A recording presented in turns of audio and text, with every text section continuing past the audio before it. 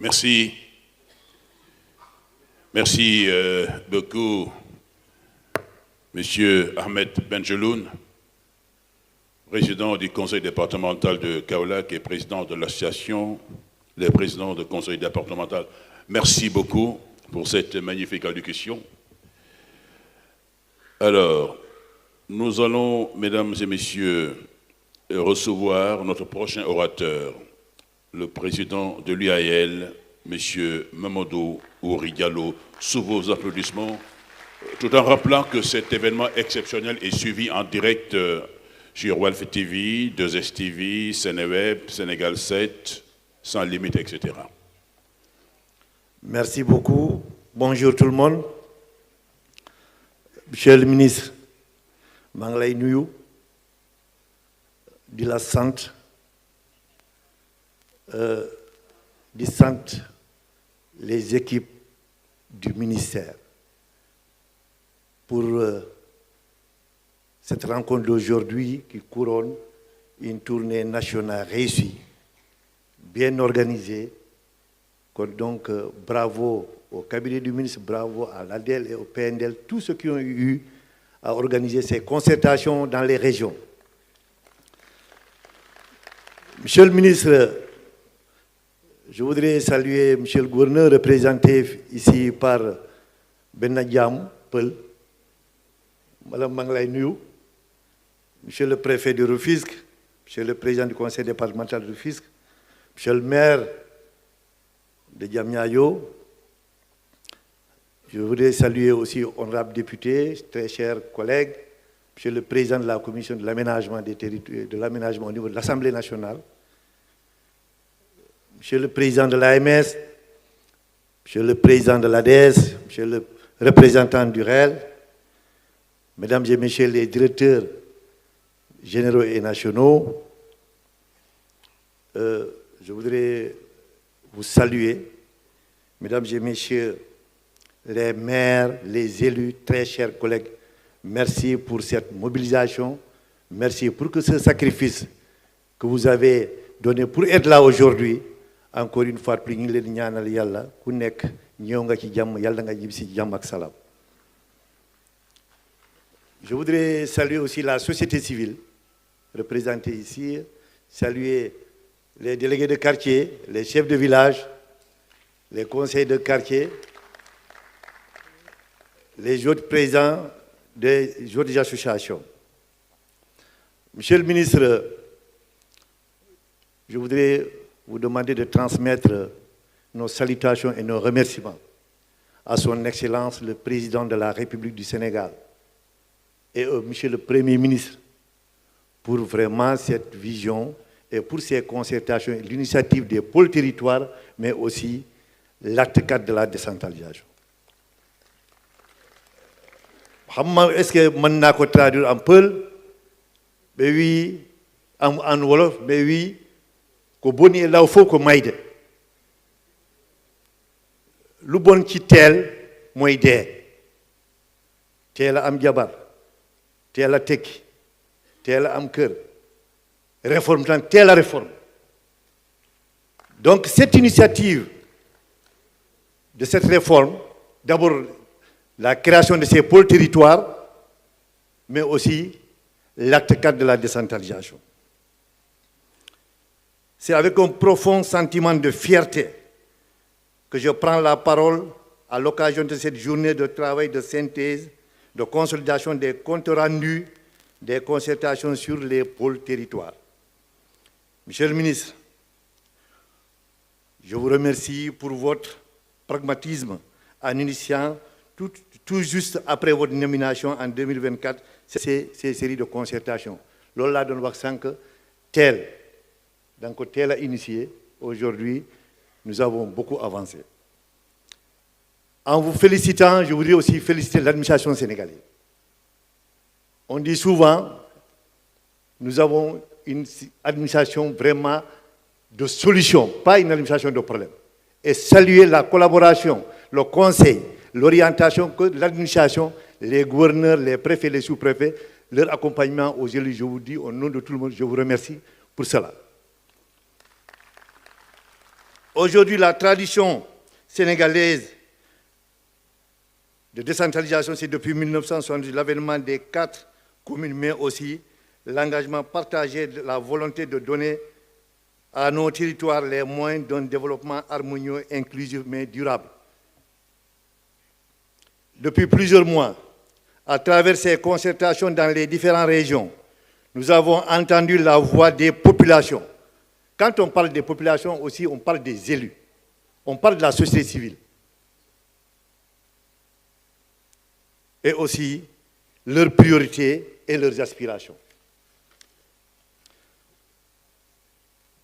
De Saint-Louis et à Ziguinchor, en passant par Tambacounda jusqu'à Dakar, nous avons tenu des échanges riches, constructifs qui nous rappellent que l'avenir du Sénégal se construit dans les territoires.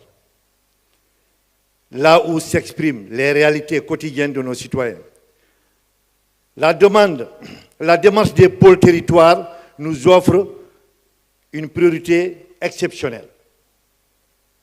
Mieux articuler les politiques nationales et locales, favoriser la complémentarité entre les collectivités territoriales, renforcer la solidarité territoriale pour corriger les déséquilibres de développement et surtout mettre en valeur les potentialités de chaque territoire. Aujourd'hui, notre tâche est décisive.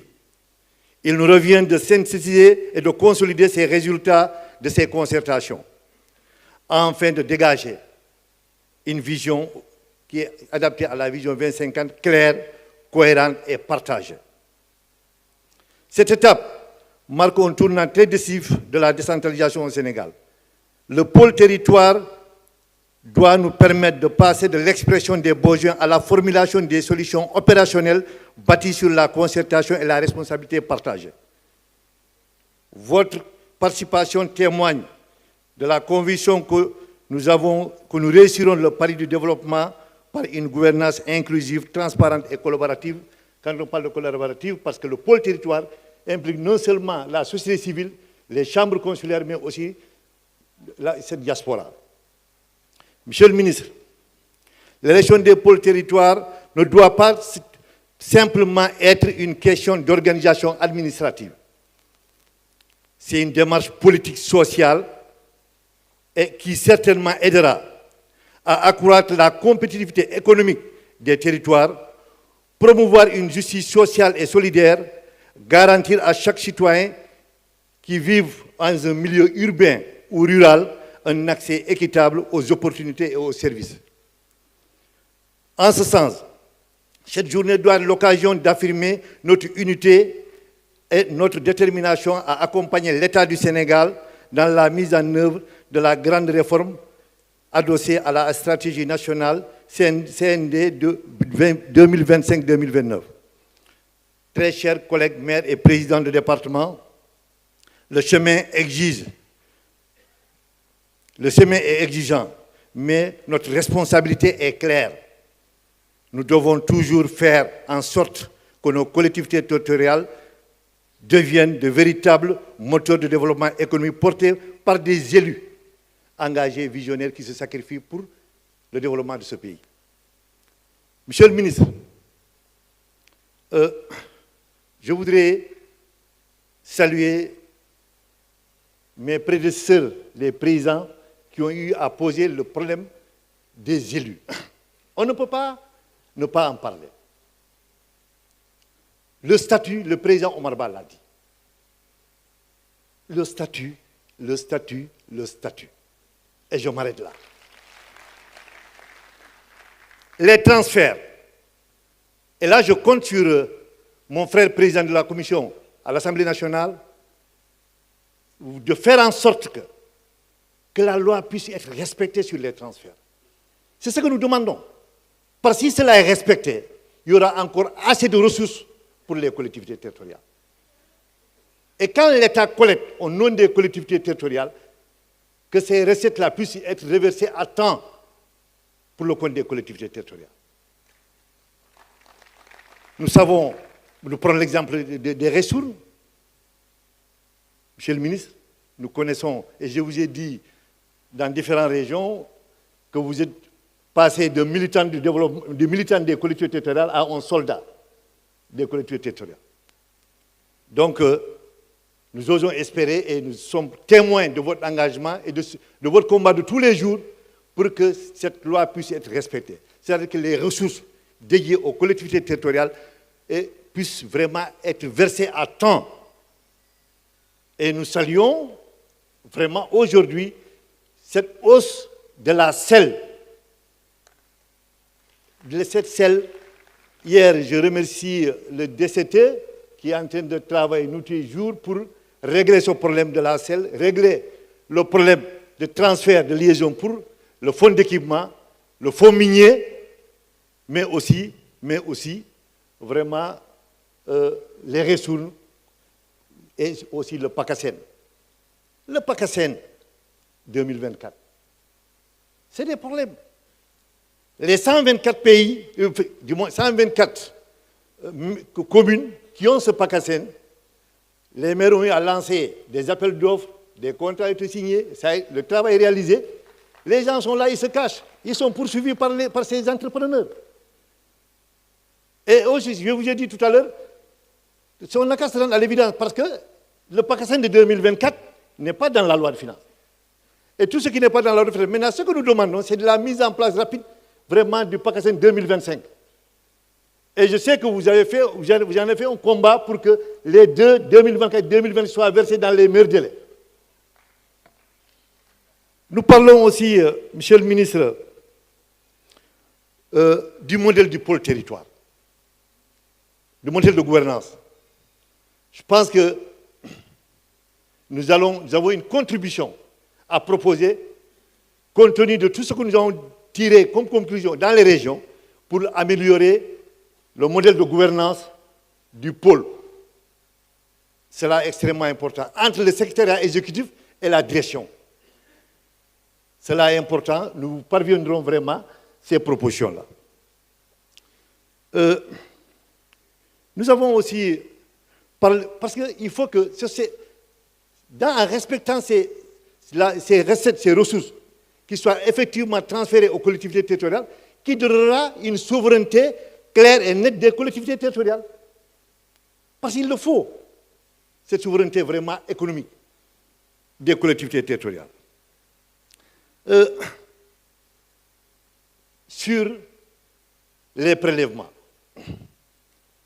les communes, moi je l'ai toujours dit et je le répète ici, la circulaire du ministre des Finances qui octroie de facto aux percepteurs sur un budget par rapport à des montants de mobilisation de ressources qui n'ont pas été mobilisés par ce percepteur pose problème. Pose problème. Parce que quand on parle une prime, c'est inciter quelqu'un à faire plus. Mais si la mobilisation du PACASEN, du fonds de concours, du fonds de création, loolu yëpp ñu calculer ko mu ne yow togal mais da ngay teyal doo dem wuti nos petits recettes donc dem jëli de wala da ngay teyal mais buñ ko adossé sur la mobilisation de ressources faite par les payeurs, même s'il faut augmenter le taux, mais il faut revoir cette situation. Ça, il est extrêmement important de revoir vraiment ce problème parce qu'il le faut. Il y a des départements où c'est 6 millions, 8 millions, 10 millions par mois. Par mois. Est-ce que quand on dans l'administration, quoi? Mais on ne refuse pas parce que les pairs, ce sont nos collaborateurs. Et encore une fois de plus, nous avons des agents du Trésor, c'est des agents qui travaillent, qui accompagnent les collectivités, qui les aident. Mais il faut revoir son modèle. Permettre aux pairs, même s'il faut augmenter le taux, mais que ça soit indexé sur les ressources qu'ils ont mobilisées.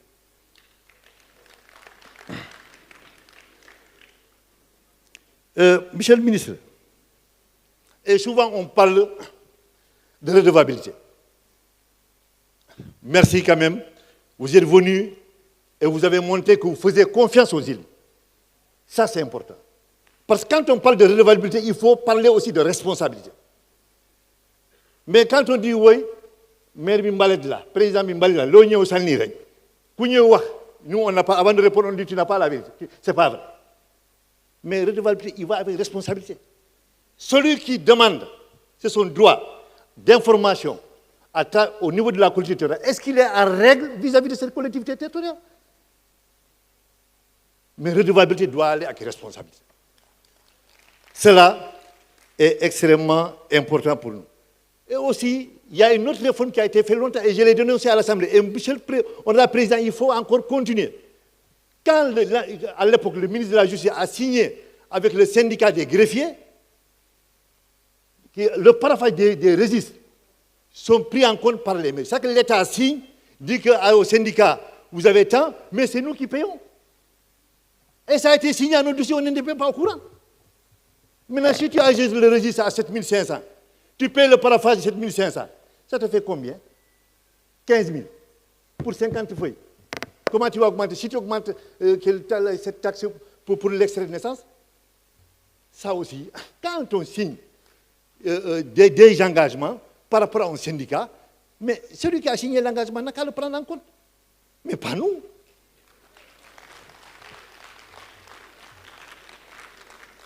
L'autre, je termine par ce point, et il faut que, Monsieur le ministre, nous connaissons en tant que soldats. L'autre point, c'est pour les exonérations.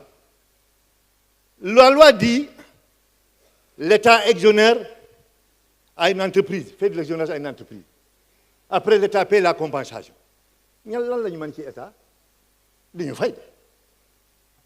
Maintenant, ce qu'il faut dire, que l'entreprise paye, celui qui l'a exonéré, après le rembourse. C'est ça qu'il faut. Il faut quand même inverser cela.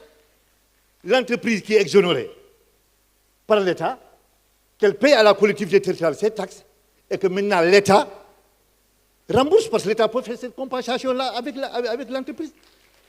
Cela aussi, vraiment, c'est des aspects techniques extrêmement importants. Et nous devons, c'est pour cela que nous saluons votre travail d'inclusion qui nous permet de réfléchir, d'accompagner et d'orienter et surtout de proposer des solutions concrètes partant de l'expérience que nous avons vécue dans la gestion pour améliorer la gouvernance des collectivités. Je vous remercie. Merci, merci beaucoup.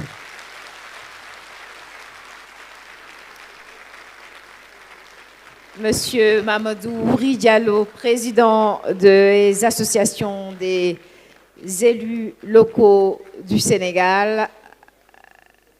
Cela montre à quel point le chantier est énorme. Et les discussions vont se poursuivre toute la journée, justement, pour trouver les solutions les meilleures pour le développement de ces pôles territoriaux. Cette allocution met donc un terme à la série de prises de parole dans cette partie protocolaire. Nous allons enchaîner avec le démarrage des travaux. Je vous propose d'accueillir Monsieur Dr Cheikh Ahmed Tidiane Faye, il est directeur